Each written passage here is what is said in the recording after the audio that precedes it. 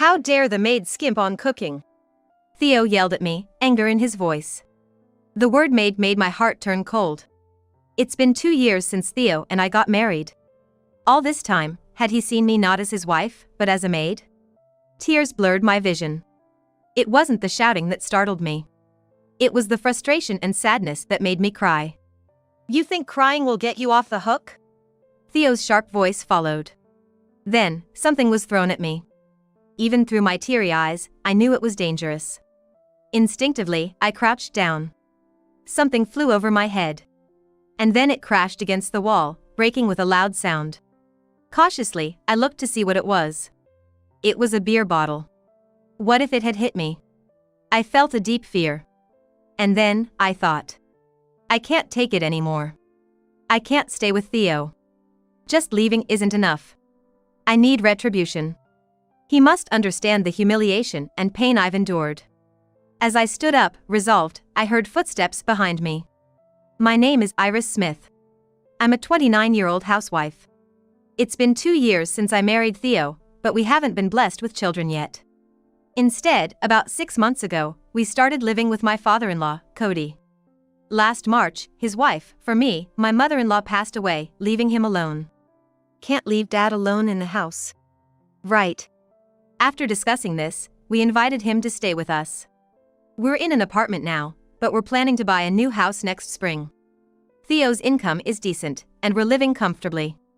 I have to be happy. Otherwise, Theo wouldn't be satisfied. You really are frail, aren't you? Theo said, more in disbelief than concern. I managed to sit up in bed. I'm sorry. It's okay. I'll take out the trash for you, he said, leaving the room. Theo helps with the housework sometimes. Like today, when I'm not feeling well, he'll step in. Hey! It's the burnable trash today! Don't get it wrong! I shouted, but Theo was already gone. That's right. Theo just doesn't get the essence of household chores. He carelessly puts out the wrong kind of trash on burnable trash day and doesn't even think about sorting it. When he brings in the laundry, he just throws it in the room without folding it. He only does the chores that are visible from the outside. That's why in our neighborhood, Theo is known as the ideal husband. You're lucky, Iris. With Theo's good income, you don't have to work, and he even helps with the chores. Well, yeah. I couldn't tell them the truth. I just returned a strained smile. It's true that Theo's income isn't low. And thanks to that, I don't have to work. But he only gives me a portion of his salary. I'm saving the rest. You manage this month's expenses with this amount. I was puzzled at first. The amount Theo gave me was just barely enough. There were times I thought about getting a job. You should stay home. Theo dismissed my offer with annoyance. But we might run short this month. I'll keep up with the chores, please. No. Theo never agrees. At first, I thought he was concerned about my health. But then I realized that wasn't the case. As evidence, Theo once said, if you work, it'll look like my income is low. That's not. You enjoy ruining my reputation, don't you? I'm sorry. I hung my head and realized. Theo didn't want me to work just to maintain his reputation. Another day, he told the neighbors. She's frail, so I have to help her out. She can't manage the household chores alone, let alone work. That's tough. You're doing great, Theo, supporting your wife like that. The neighbors praised Theo. In contrast, they thought less of me. Your husband's struggling, you should bear with it a bit more. Right. Whenever I show a hint of weakness, that's the response I get. Theo isn't lying. He's just exaggerating the truth. So I can't argue back. I can only force a bitter, self-deprecating smile. And yet, Theo alone can't perfectly manage the household chores. He's mixed up the trash again. Late at night, I sneak out to the trash area to check. I can see the misplaced trash without even having to open the bags. I take it back home with me. I act only after confirming Theo is asleep to avoid his anger. I put out the correct trash on the right day and sigh in relief. The next day, Theo wakes up with a smug look on his face. See, because I'm helping with the chores, you have it easy, right? Yeah, thanks. I can't tell him the truth. It would hurt his pride. As Theo happily eats his breakfast, I force a smile and say, "Hey, about your father. What about him? His legs are getting weaker, and he's having trouble with the stairs in our apartment. Maybe it's better if he goes to a facility. He's my dad." Theo's smile fades. "What do you think of my father?" "I think he's a respectable man. Worked until retirement, holding important positions. That's why I want him to enjoy his retirement." "So, you want to dump him in a facility? Speak your mind. You just don't want to take care of him and are trying to get rid of him now, right?" "That's not." I was about to deny it when. "Good morning." "Oh, good morning." I hurriedly stood up from my chair. My father-in-law was walking towards us, leaning on his cane. I helped him move, supporting his body. "Listen, Dad." Theo began proudly. "She wants to put you in a facility because she doesn't want to take care of you." "That's not what I meant." "A facility, huh?" My father-in-law sighed. "Might be a good idea. At my age, stairs and steps are tough. I do long for a barrier-free place." "Dad," Theo pleaded, saying, "Dad, don't say that." He's been using his care for his father as a point of appeal to the neighbors. He took on visible tasks like accompanying him to the hospital or going for walks. Yet at home, he doesn't pay any attention to him. Even now, Theo remains seated. "Next year, we'll buy a house and live together. We'll make sure it's barrier-free." "Sorry, Theo." "It's okay." Theo laughs like a dutiful son. But his father's expression is far from pleased. He sees through the act, knowing his son's concern is just a performance. "Theo always liked to play the part of the top student." "Huh?" My father-in-law said after Theo left for work. He'd use his friends as stepping stones to stand out. Never thought he'd still be like that at this age. "It's okay," I said, forcing a smile. It felt more like I was convincing myself rather than addressing my father-in-law. He's trying to help us in his own way. "I'm sorry, Iris," my father-in-law said, looking down. I didn't know what to say. "Let's save up for a new house," Theo had suggested right after we got married. I agreed without much thought. Now, I regret it. "Please, we really need more money for this month. Can I have a bit more for the expenses?" "What are you talking about?" Theo responded coldly to my plea. "It's money we need for our dream. Not a penny can go to waste." "It's not a waste. Food, utilities, no matter how I calculate, it's not enough." "That's because you're being too lenient," he declared. "Think harder. There must be something you can cut back on." But I was at a loss. What else could I sacrifice? I was wearing clothes I bought years ago and had decided to only get my hair cut once every 6 months. Even with groceries, I bought discounted items and used beans to bulk up meals. There's no luxury in our life. Perhaps the only excess is Theo's nightly beer and snacks. Thinking this, I spoke out. "What about Theo's drinks and snacks? That's me rewarding myself for working hard." "Oh, right." I nodded, thinking I never had a moment to reward myself. I would love to have a dessert like pudding. But there's no money for such luxuries in the budget Theo gives me. "Anyway, managing the finances is your job. Do your best." "Yeah, I'll try." I thought I was already doing my best, but I couldn't say it out loud. He wouldn't listen anyway if I said. Besides, he's saving for our dream of a new house. That dream will soon be a reality.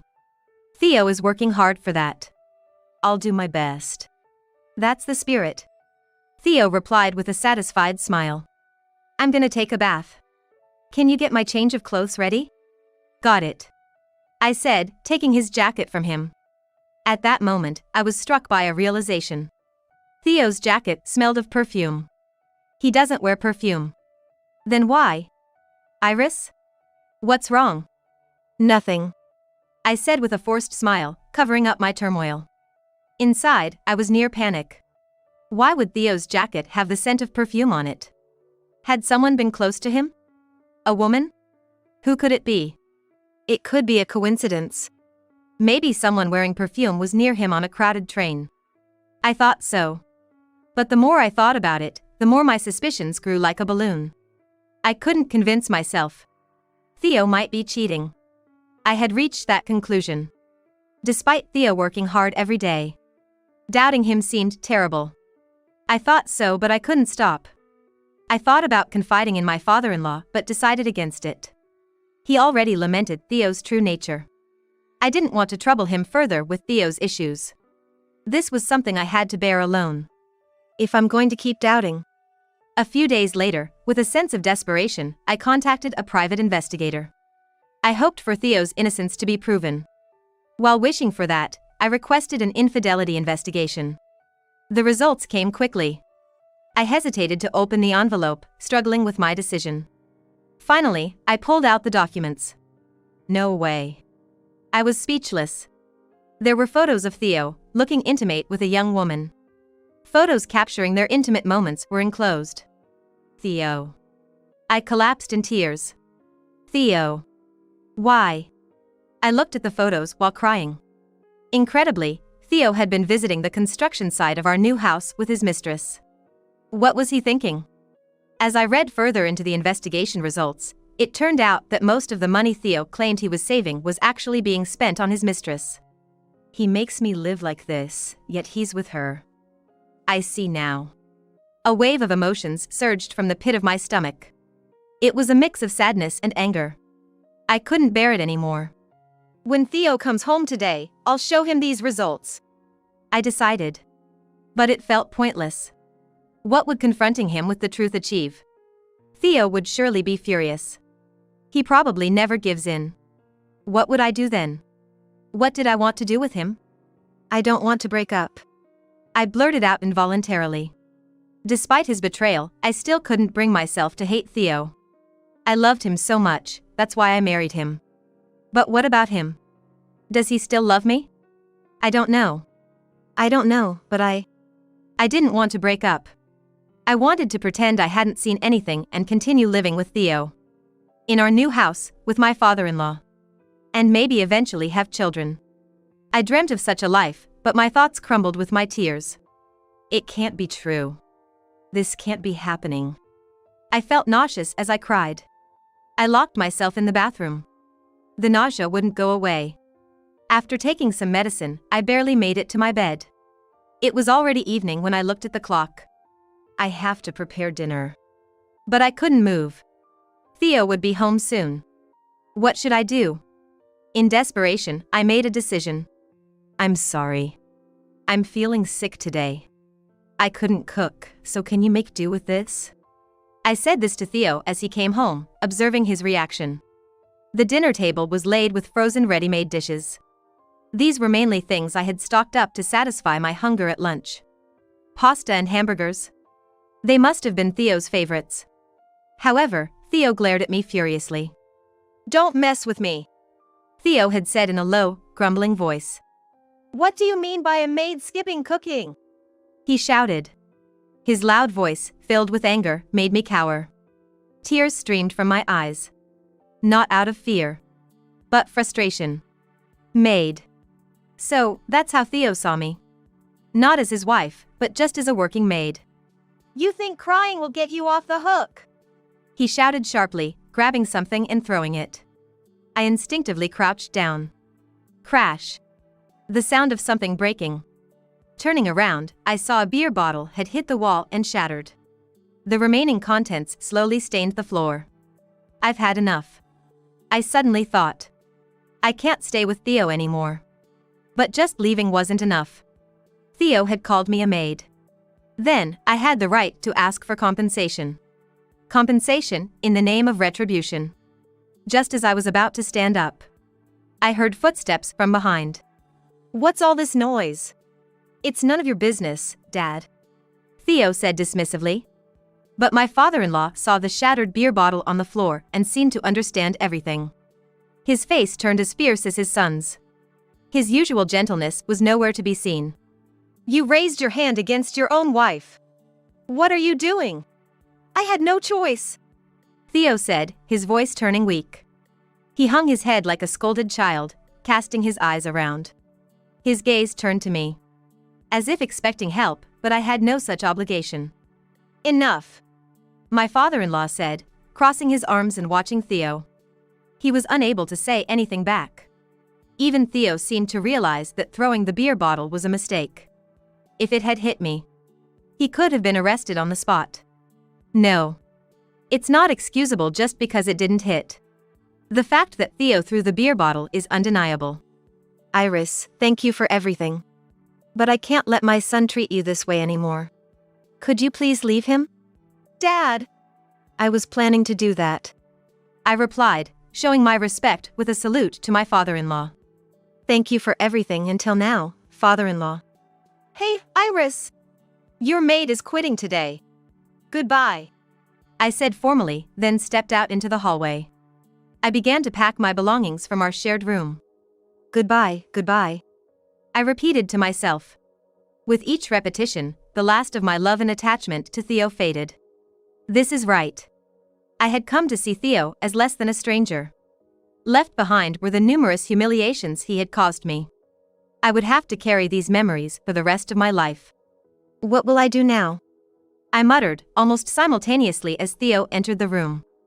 He was flustered. Hey, Iris! You're not seriously leaving, are you? I am. I'll file the divorce then. Don't take what my father said seriously. You're not feeling well, right? Just rest. So, I would be failing as a maid, right? I replied. My voice was cold. Theo took a half step back, startled. You're upset about the maid comment? Upset or not? I said, continuing packing. That's your true feeling. Well, yeah, but a wife and a maid are similar, right? Both handle household chores and support someone who works outside. Right. I paused for a moment. I then glanced at Theo. You're looking down on all housewives, not just me. Why would you think that? Theo yelled. Like a child. Iris, tell my father. We're not breaking up. I can't do that. Why not? Because I'm serious about leaving you. Theo was speechless. I resumed packing. Theo! My father-in-law called out. Come back here. We need to talk. Give me a break. Theo reluctantly left the room. I sighed. I'll go back to my parents' house for now. I concluded and left the apartment. My sudden return caused a stir at home. This is terrible. My mother frowned after hearing the story. My father even wanted to contact Theo. Perhaps he tried to yell at him, but I stopped him. I never wanted to hear Theo's voice again. What will you do now? I don't know. I had no savings, as life had always been a struggle. The only money I had was a little left from my days as a single office worker. But I won't trouble you and Mom. I'll find an apartment and move out. Stay here. My father said, almost pleading. Dad. As a man, I'm ashamed. My own daughter going through this. I can't let you live alone with all these worries. You're exaggerating. I laughed, but my father's face was serious. Stay for us, Iris. Okay. I agreed, my smile fading. Tears I'd forgotten started to roll down my cheeks. My mother hugged me. And I cried out loud, clinging to her. The next day, I filed the divorce. After mailing them to Theo, I felt a sense of relief. Theo called soon after, but I didn't answer. A few days later, my father-in-law called. His voice was a mix of concern and uncertainty. I'm sorry for my son's actions. No, it's okay. I was grateful to have seen his true nature early on. I had answered honestly. In the past, I might not have blamed Theo for his questionable behavior. I convinced myself he was just tired or finding some other reason. I had been turning a blind eye to the truth. Theo doesn't want to divorce, but don't worry. I'll take responsibility and free you from my son. Thank you. I said, putting my hand on my chest, though we were talking on a phone. I have a proposal. What is it? I'm thinking of leaving Theo. I plan to find a facility and move in. That's so sudden. It's something I've been considering for a while. His voice grew somber. Understandably, his son's misdeeds were the cause. Yet, he hadn't forgotten his original purpose for calling. The reason my son hasn't let me go is the pension, and above all, the inheritance, right? Yes. His voice was heavy. Theo won't leave me because he wants to ensure he inherits my estate. You must have heard something from him. Yes, Theo often mentioned it. He said once the inheritance comes through, paying off the house loan would be a breeze. Theo had sworn me to secrecy, but it didn't matter now. After all, he had squandered the savings on his mistress. The funds for the new house must be insufficient. How would he cover that? He was counting on his father's inheritance. I'm thinking of writing a will. Please don't talk about such grim things. No. I have no intention of leaving any money to Theo. But Iris. He hesitated briefly and said, I want to repay you. I'm thinking of leaving my estate to you. What are you saying? I raised my voice. It was natural for family to take care of each other. Yet, he was thanking me. Perhaps it included compensation for the humiliation I suffered from Theo. He wanted to convey that, which was why he had called. But I couldn't accept it. Please stop. I can't accept it. I don't even want to think about what happens after you're gone. I have cancer. What? I almost dropped my smartphone. You're joking, right? It seems Theo hasn't told you about my hospital visits. I thought it was just rehabilitation for your legs, but... I shuddered at the horror. Theo was aiming for his father's inheritance. I had thought it was an unrealistic notion. His father was still in his 60s, weakened but seemingly healthy. But the reality was different. Theo was expecting his father's imminent departure and the inheritance to fall into his lap. Would anyone honestly want to leave an inheritance to such a son? If that's the case... The pieces of the story started to fit together in my mind. My father-in-law was furious. Quietly but surely. He had been waiting for an opportunity to retaliate against his son. And now, he had found an ally in me. I understand. I'll follow your wishes, father-in-law. Iris.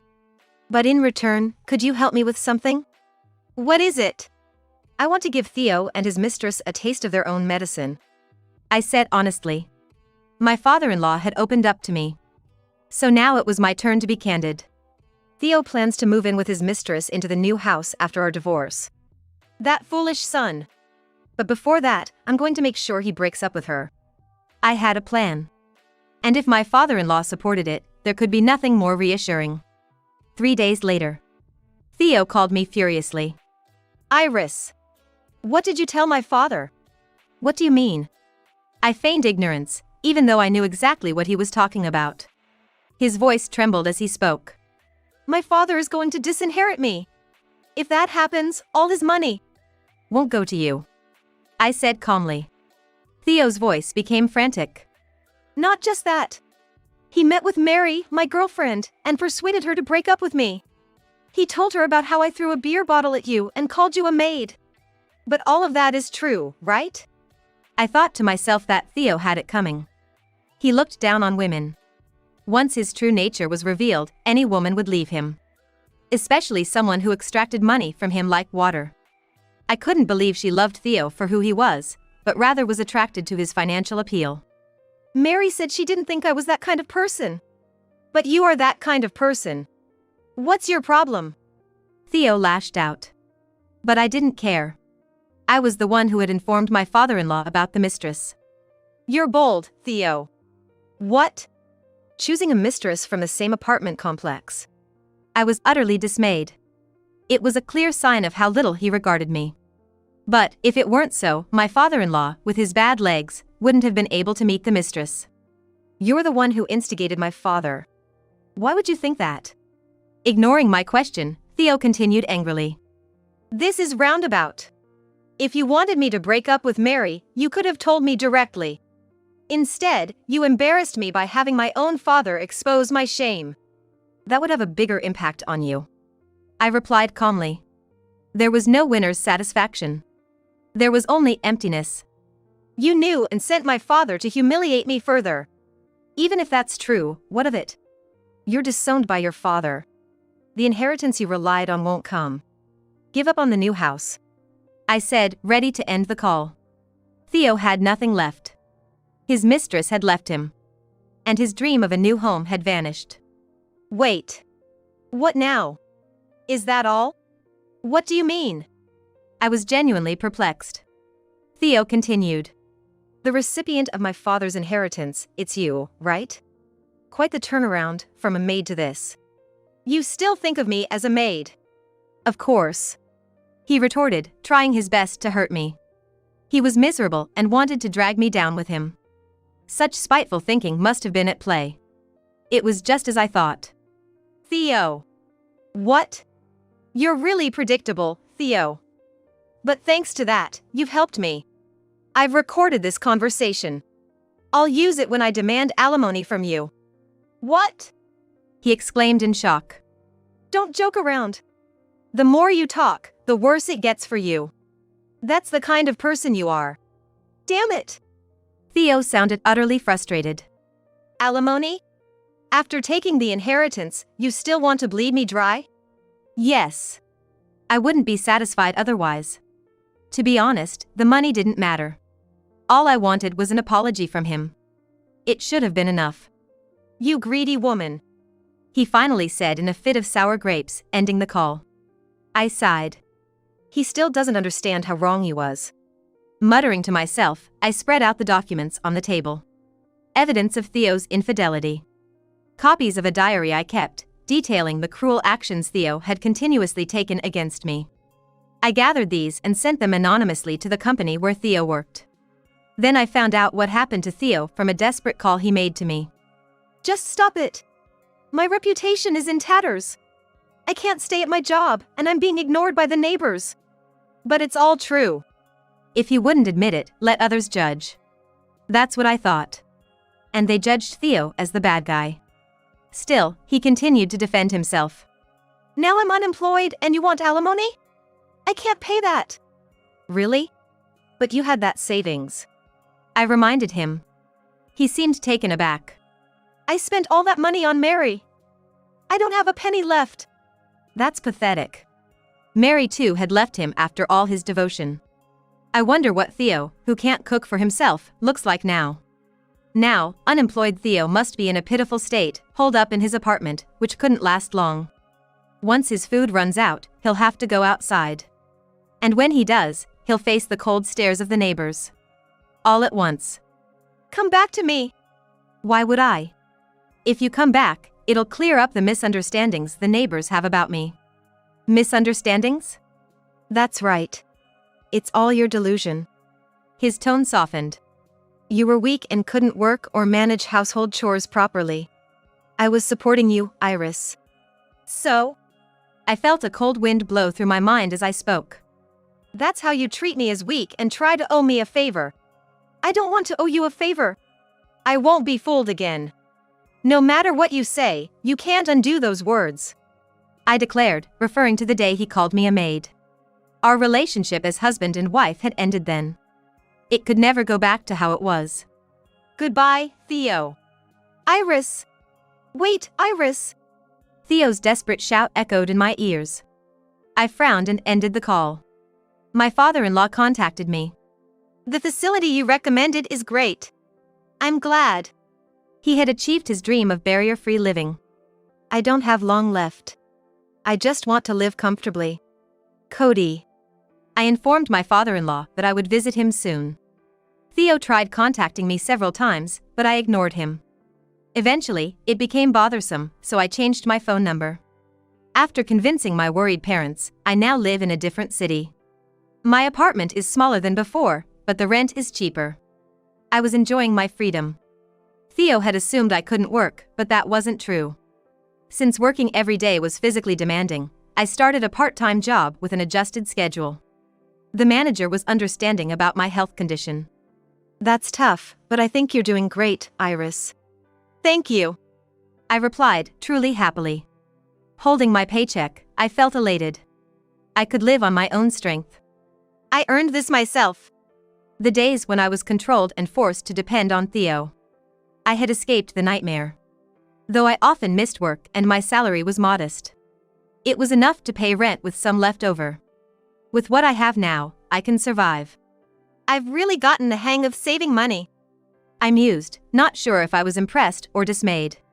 In any case, I was good at saving. I would live on my own. Or perhaps, not entirely alone. Oh. There he was again. A customer who always came at the same time. He was quiet, only saying thank you at the checkout. Yet that single word made my heart flutter. He would look at me intently, then awkwardly shift his gaze. He must like you, Iris. Really? I smiled, hoping it was true.